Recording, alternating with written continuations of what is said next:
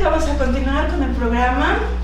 Tenemos la visita de un estudiante, de un joven científico que nos va a presentar su problema eje, y nos acompaña el profesor del plantel Tláhuac de la Academia de Matemáticas, quien fue su director de problema eje.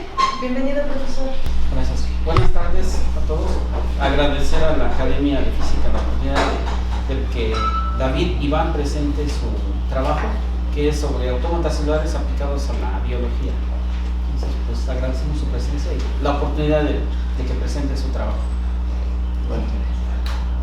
Un aplauso. Gracias, Iván. Bueno, de antemano, muchas gracias por haberme invitado a hacer esta presentación.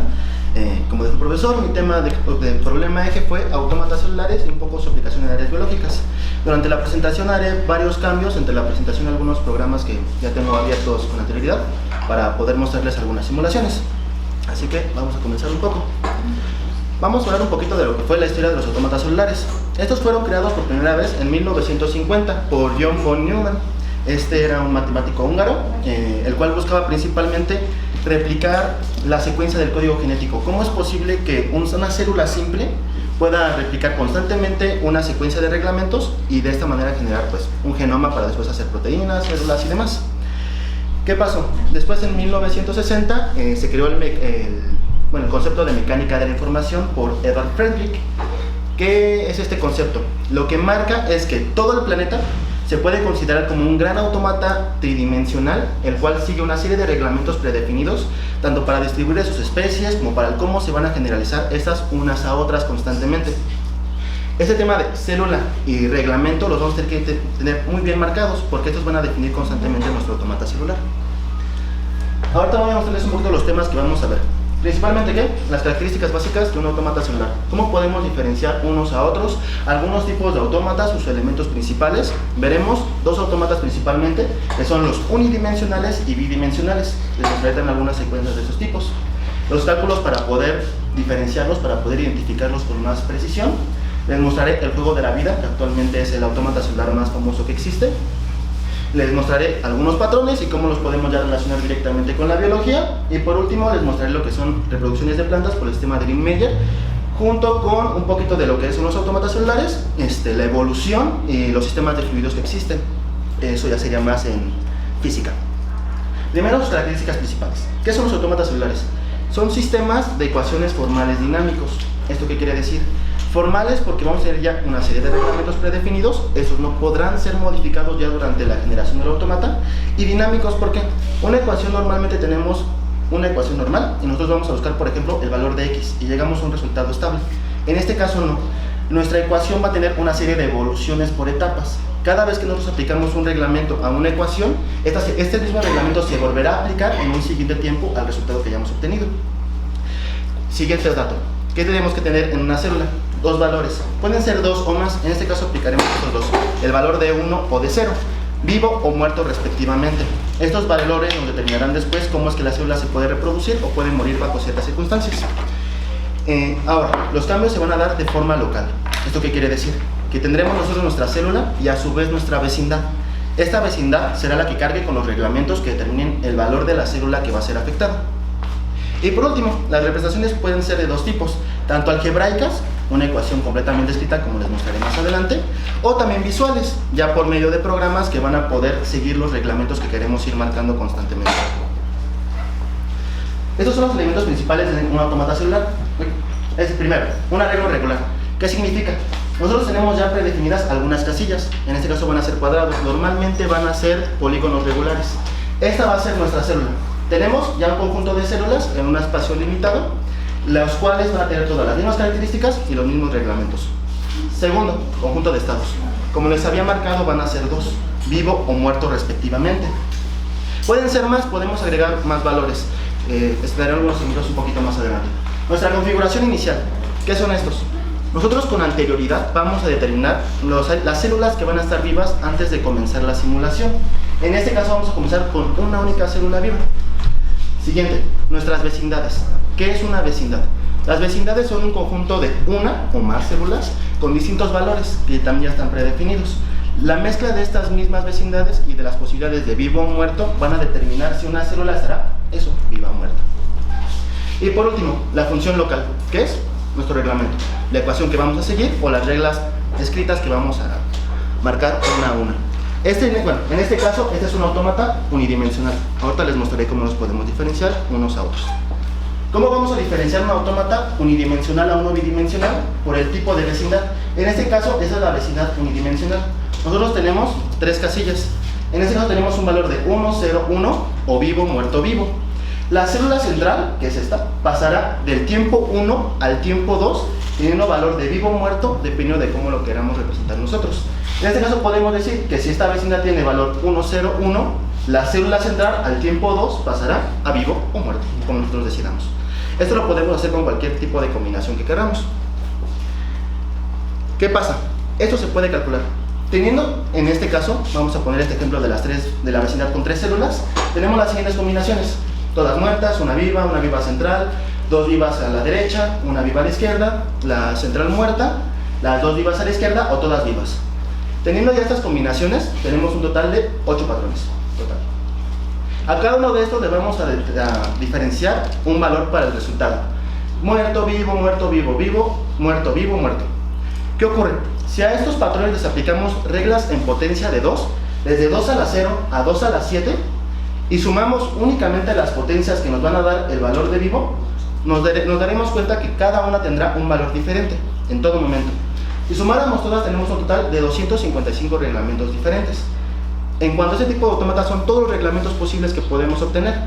En este caso, si hacemos la suma de estos determinados valores, la suma de las potencias de 2 nos va a dar 90.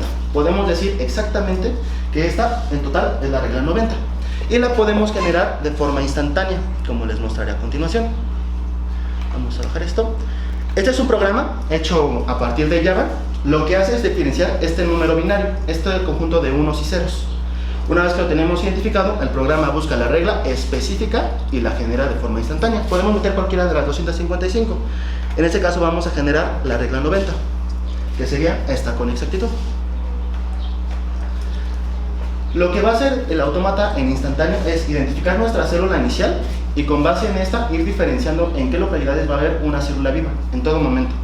Hay que tomar en cuenta que no es que la célula, de pronto la de abajo, tenga un valor, no. Tenemos el tiempo 1 y pasará al tiempo 2, del tiempo 2 al tiempo 3.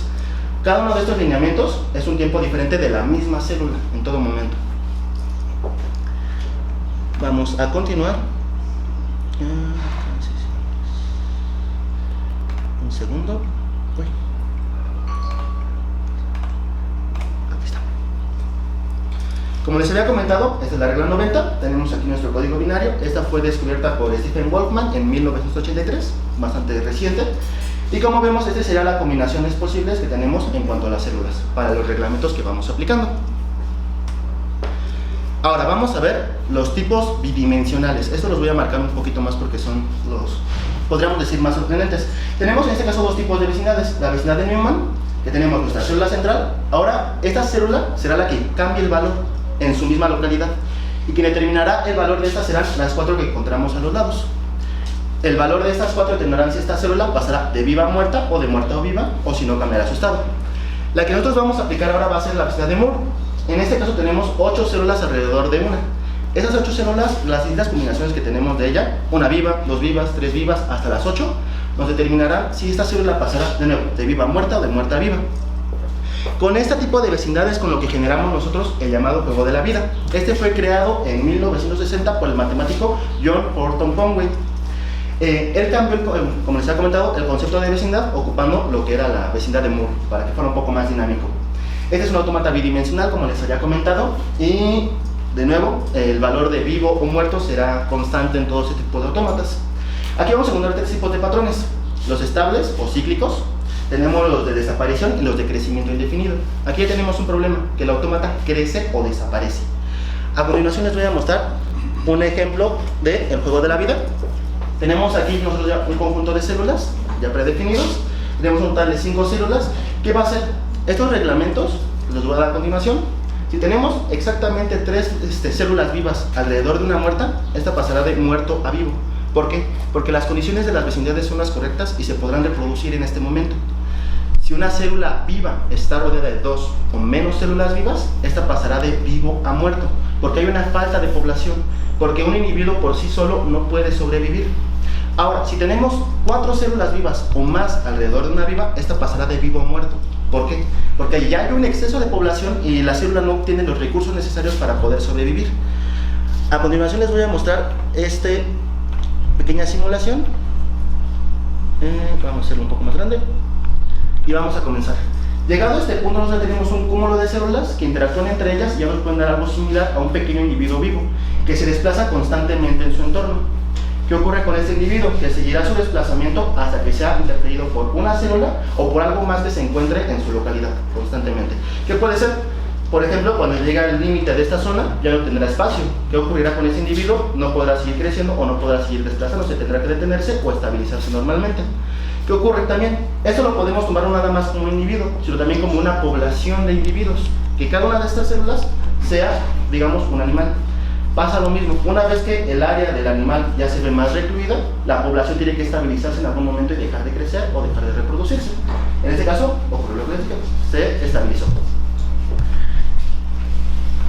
Les voy a mostrar otra un poco más clara. ¿Dónde estaba? Aquí está. Es este.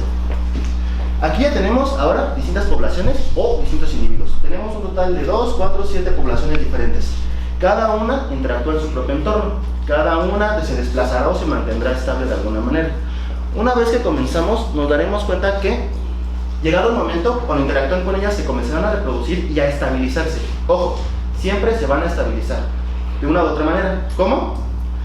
Con formas ya predefinidas que no van a poder modificarse o con poblaciones que van a desaparecer. En este caso, la población lo que hace es generar 2 poblaciones más grandes de las cuales surgirán individuos constantemente. Se están reproduciendo de forma más gradual y compleja. Esto lo podemos llevar a un extremo más grande. Imaginemos ahora que cada uno de estos individuos es un cúmulo de información de una célula. Imaginen que cada uno de estos individuos maneja una información determinada para que una célula se pueda reproducir. Un segundo. ¿Qué ocurre? Si los colocamos en la forma correcta, los individuos comenzarán a transmitir información de forma constante, siempre y cuando el área lo permita. Este tipo de autómatas tiene un pequeño problema, que necesitamos un área infinita para poder generarlos. ¿Por qué? Porque llegado el momento pasa lo que les había comentado, se tienen que estabilizar. En este caso tenemos un cúmulo de distintos seres que van transmitiendo información de forma constante, como si fuera un gen, lo que permite la formación de individuos más complejos de forma más variada. Hay que tomar esto en cuenta. Estos individuos, aunque sean más complejos, manejan los mismos reglamentos simples que ocupan los autómatas de pocas células.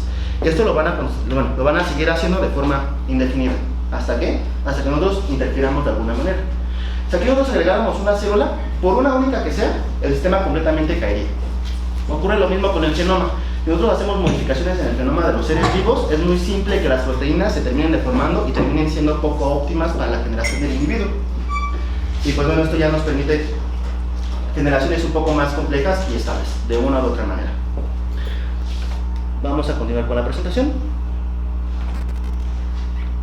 Estos eran los reglamentos que les había comentado, los que van a marcar siempre que una célula estará viva o muerta, únicamente siguiendo los reglamentos del juego de la vida. Y ahora les voy a mostrar uno un poquito más complejo, que es el sistema de Linn-Meyer. Este fue formado en 1968 por Linn-Meyer. Es un sistema de evolución dinámico y hay que tomar esto en cuenta, es completamente algebraico. ¿Qué va a marcar esto? Nosotros vamos a tener una célula seleccionada, en este caso X. Va a ser una célula o nuestro axioma. Este axioma va a tener un sistema de evolución, en este caso X pasará a ser F menos X más X. Cada uno de los valores que nosotros determinemos con letras, vamos a seleccionarlo como una célula, en este caso F. Vamos a darle otro valor de evolución, F. Comenzamos nuestra simulación. Comenzamos con nuestro axioma X, le aplicamos su reglamento y tendrá ahora F menos X más X. Vamos al siguiente estado de evolución. Cada F en el sistema pasará a ser doble F y cada X a F menos X más X. Y lo aplicamos de nuevo. Lo repetimos de forma constante. Y ahora me dicen, esto no nos muestra nada directamente, solamente son letras o números marcados de forma indefinida. ¿Qué ocurre? Ahora, Alvin Smith después aplicó los reglamentos de el juego de la tortuga. El juego de la tortuga fue un juego estadounidense creado para niños de primaria y preescolar, en el cual era muy simple. Teníamos un punto y decíamos al niño, ¿hacia dónde se mueve la tortuga? ¿Hacia arriba, hacia abajo, hacia la derecha? Y el niño tenía que seguir los puntos para poder generar figuras geométricas. Alvin Smith lo hizo un poco más complejo. Dependiendo de cada uno de los valores f, g, que puede ser x, y o cualquier valor, más, menos, los corchetes o la separación, le aplicó reglamentos distintos. Se dibuja hacia adelante un determinado número de posiciones, o sin dibujar vamos a mover a la tortuga a una dirección, vamos a girar a la tortuga a un ángulo determinado. El sistema de Dirichlet tiene también este problema. Hay que determinar ángulos, saber hacia qué dirección exacta se va a mover una línea. Se va a girar completamente hacia la izquierda, vamos a guardar una posición y girar un ángulo, etcétera, etcétera. Les voy a mostrar ahorita ya un sistema de Dirichlet terminado. Esta es una ecuación como la que les había mostrado, un poco más simple. Tenemos nuestro axioma f con la evolución f más f menos ff, ya separada por paréntesis. Ya tenemos nuestro axioma seleccionado, tenemos un ángulo de inicio, que será el ángulo de la línea inicial, por así decirlo, y tenemos un ángulo de cambio, que es hacia donde se moverá la tortuga de forma constante. Si comenzamos la simulación, vamos a hacerla de forma repetida, veremos que de pronto las estructuras comienzan a repetirse en forma fractal, de forma constante e indefinida. En este caso ya podemos generar seres vivos, por así decirlo, o la estructura de seres vivos por este sistema, únicamente generando líneas. En este caso tenemos una pequeña planta. Hay otros que son más complejos, como el que les mostraré a continuación, y ya tiene un sistema de evolución bastante más largo y un axioma de inicio también un poco con mayor número de evoluciones. Aquí ya cambiamos el ángulo y si se dan cuenta tenemos un ángulo de inicio. El ángulo de inicio, ¿por qué lo tenemos? Porque ahora vamos a marcarlo como si fuera un punto en el plano, únicamente un punto. Si comenzamos la simulación en este punto, veremos que de nuevo las estructuras fractales son constantes y repetitivas. Lo vamos a hacer de forma más rápida. Y aunque no parezca, podemos ya comenzar a ver pequeñas similitudes con algunos seres vivos, en este caso un girasol. No de forma 100% exacta. ¿Por qué? Porque no conocemos los reglamentos exactos que sigue el girasol para poder generar sus estructuras. Si las conociéramos, podríamos replicarlo a la exactitud sin ningún problema. Obviamente va a haber variantes, va a haber algunas situaciones en las cuales no vaya a concordar 100%, pero esto con un poco más de investigación se podría conseguir. Ahora veámoslo desde un punto más grande todavía. Imagínense una extremidad que hace falta en cualquier ser vivo. Y ahora nosotros conocemos los reglamentos exactos que sigue, tanto para generar la estructura, como para determinar si la célula vivirá o morirá, como en el juego de la vida. Si lo aplicáramos a algunos sistemas más sintéticos, con reglamentos similares a estos, o que puedan aplicarse de forma directa, podríamos generar, por ejemplo, prótesis que se pueden enlazar sin ningún problema a un individuo, más biológicas, no tan artificiales. Podría ocurrir lo mismo con algunos sistemas de órganos, tejidos que podemos regenerar por este tipo de métodos. Pero de nuevo, es un área bastante nueva, necesita más investigación y ser un poquito más detallado. Vamos a hablar ahora un poquito de cómo podríamos relacionarlo con la evolución. Hay que tomar en cuenta la primera cosa: comienzos caóticos. Al tener tantos reglamentos posibles, al tener tantas posibilidades, muchos de los reglamentos obviamente van a ser caóticos, no van a tener control de sí mismos. Se dice que ocurrió lo mismo con la evolución, y comenzaron juntándose muchas células de forma aleatoria, y aquellas que fueron las más optimizadas fueron las que permitieron su evolución. Ahora, hay una cantidad inmensa de reglas. La evolución, ¿qué hace? Nosotros tenemos muchos individuos, cada uno tiene características diferentes, genes diferentes. Al mezclarse estos de forma constante dan mucha variedad, y en este momento solo se seleccionan a los que están más optimizados, por así decirlo. Tenemos ahora la necesidad de variación. Si no tenemos variedad, si no tenemos una gran cantidad de reglamentos disponibles, no podremos determinar cuáles son los que más van a funcionar o cuáles son los que benefician más a un determinado individuo, en una u otra forma, una determinada especie. Selección natural. Aquí ya marcamos lo siguiente: la selección natural que va a tener, hay competencia. Nosotros tenemos en el autómata celular un área determinada. Esa área determinada nos dará recursos, zonas para que puedan crecer o no células, y al mismo tiempo habrá competencia. ¿Por qué? Porque si hay demasiadas células reunidas, no podrán reproducirse de forma normal. Mejoramiento de las reglas. No porque una regla sea... Disculpen.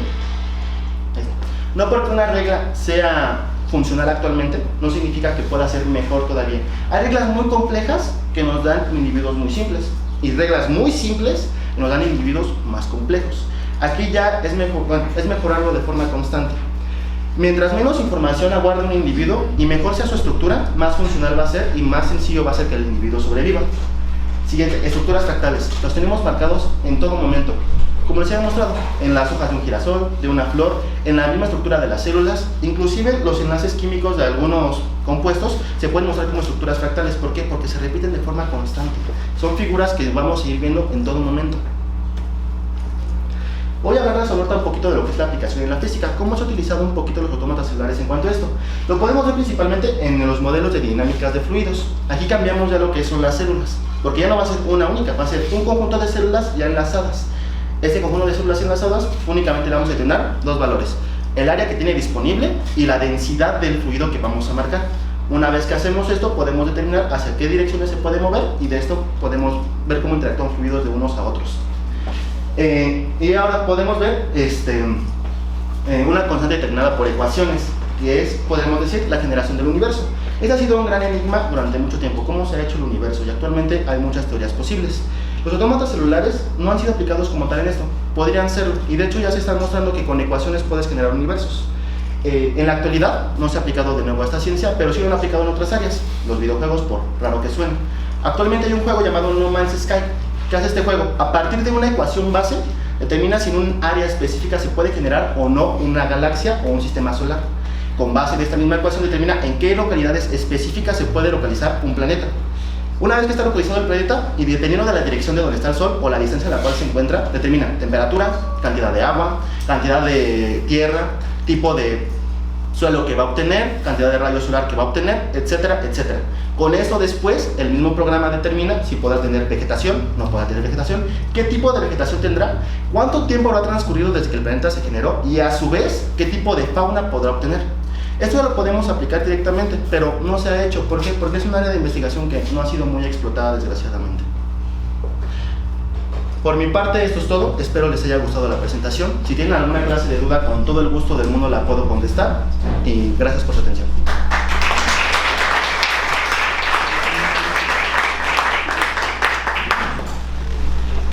¿Alguna otra pregunta? Pues, más que duda, es un comentario, tal vez por lo que expusiste y por la imagen que tienes de fondo en tu computadora, me da la impresión de que eres muy aficionado a los videojuegos. Haces una cuando.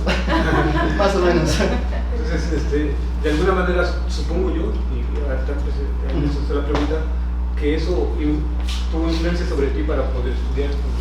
Directamente no. De hecho, el juego que les acabo de comentar es muy reciente, salió hace 5 días, no más de eso. El trabajo yo lo comencé a ver con el profesor Héctor durante mis cursos de matemáticas. A mí me llamó mucho la atención. Puede tener muchas aplicaciones. Sí. Y el problema que tiene, al menos desde mi punto de vista, este proyecto es que no es explotado. Tenemos muchas posibilidades, tenemos muchas formas de poder utilizarlo, pero no se ha hecho. Por lo mismo de que es muy reciente, no se le ha dado, desde mi punto de vista, la importancia que podría. Por eso fue que decidí hacer este tipo de exposición, para informar un poquito más de esto, para que la gente viera que hay más posibilidades y que se puede expandir hacia muchas cosas. Ahora sí te quiero hacer una pregunta enfocada justo a lo que mencionabas de la enseñanza y en este caso el aprendizaje. Mira, la plantilla, bueno, de profesores que tenemos tienen un bagaje de conocimiento muy amplio, ¿no? Pero desgraciadamente los alumnos que muchas veces llegan, a veces no aprovechan esa facilidad, ¿no? Yo quisiera preguntarte a ti, ¿cómo es que te motivó, o quién te motivó directamente, si tu profesor de matemáticas, o a lo mejor todos aquellos profesores con los que estuviste, o tú ya tenías algún objetivo predeterminado dentro de la educación para poder realizar esto? Creo que en ese caso yo podría decir que fue un cúmulo de todo. Yo ya tenía, por así decirlo, también como mencionaba, un objetivo ya predefinido. Ya sabía más o menos qué es lo que buscaba, que era la universidad, o algo especificado a ciencias, pero no estaba muy seguro de qué. Después ya durante mi tercer semestre como profesor de mate, comenzamos a ver un poquito este tema, me pidió que hiciera una pequeña investigación. A mí me comenzó a gustar mucho, eso fue más personal, fue gusto propio, y eso mezclado junto con el apoyo tanto del profesor como de los maestros que estuvieron en mi lectura académica, profesores de física, de matemáticas, de biología, inclusive de filopolítica, etcétera, etcétera. Me impulsaron mucho a continuar con este proyecto. Yo me emocioné más todavía y fue como decidí comenzarlo. Y bueno, llegó a lo que es actualmente. De hecho, esto no lo comenté. El programa en Java lo hice yo, lo hice gracias a la ayuda no nada más de algunos amigos y demás. Me apoyaron personas inclusive de internet que yo no conocía, o por medio de comentarios en YouTube. Me dijeron, programa de esta manera, ocupa ese tipo de lenguaje, algo así y demás. Y funcionó al final. Así que yo pienso que no fue nada más algo mío o nada más de mi profesor, sino que fue un cúmulo de las situaciones que se generaron a lo largo de mi lectura académica en general. Muchas gracias. A usted. Pues tenemos poquito tiempo, yo creo que hasta aquí con las dudas, preguntas, pero queremos agradecerte a David Iván, a nombre de toda la Academia de Física, la presente y del comité organizador. Pues para nosotros es un gusto tenerte aquí de visita, nos has enseñado, también refuerza esta parte de que nosotros como profesores pues nunca dejamos de ser estudiantes, y es muy grato que sea uno de nuestros propios estudiantes el que hoy nos viene a enseñar también. No, pues, al contrario, muchas gracias a ustedes por invitarme. Bienvenido, muchas gracias, y te debemos tu reconocimiento por cuestiones administrativas, pero con mucho cariño, por favor, recibe un recuerdo muchas gracias. de tu visita aquí. Un Muchas aplauso. gracias.